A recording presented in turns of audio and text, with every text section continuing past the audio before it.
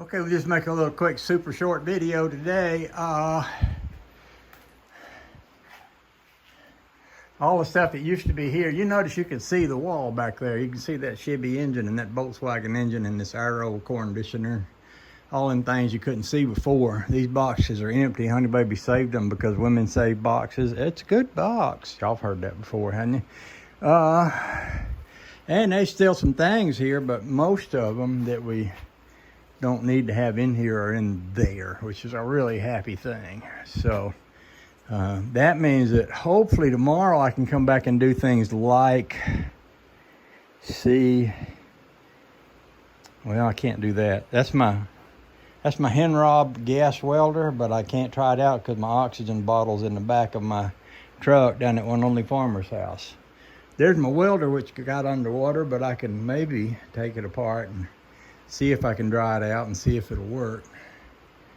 And, you know, stuff like that. I got stuff like that. And I know that box over there is full of drills and drill bits and things like that. So, yeah, we got stuffage here. We got a lot of stuffage. Oh, there's some pictures right there I ought to put in the trailer.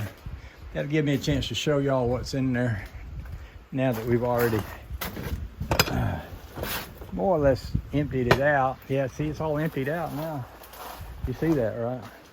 So, yeah, these pictures, I don't want them to go to a bad place, because that's pictures of me and mom and dad and my grandparents and stuff like that. So we just,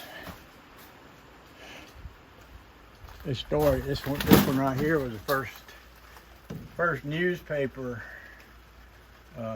story. Well, actually it was a radio story that got on National Public Radio years ago, and it was published in the Kennebec Journal and some other papers. That's kind of my first big, what would you call that? My first big break as a person of note. Something that distinguished me from being just another hairy-legged truck driver to being a writer. Imagine that. Up on that shelf, that's a pretty bad shelf. You may remember I took those shelves out of this trailer and they had nets. They had chicken wire or some kind of fencing instead of shelves. And they don't hold much, but they'll hold a little bit. This banjo right here is one that I was set aside because I'm planning to give it to the Army Museum over in Toccoa, Georgia. Long story behind that. I'll tell you all that story at some point, but not today. Today I'm gonna quit because I'm wringing wet with sweat. I'm just wringing wet with sweat. But I'm happy to have enough space. I can see that wall, I can see that wall, I can see that wall, and I can see that wall. So I mean, that's way farther along than I've been in quite a while. Bless my little heart. All right, I'm gonna go in before I have a heart stroke. I love y'all. I'll talk to you more later, whether you like it or not. Just deal with it. Woo-wee. Bye now.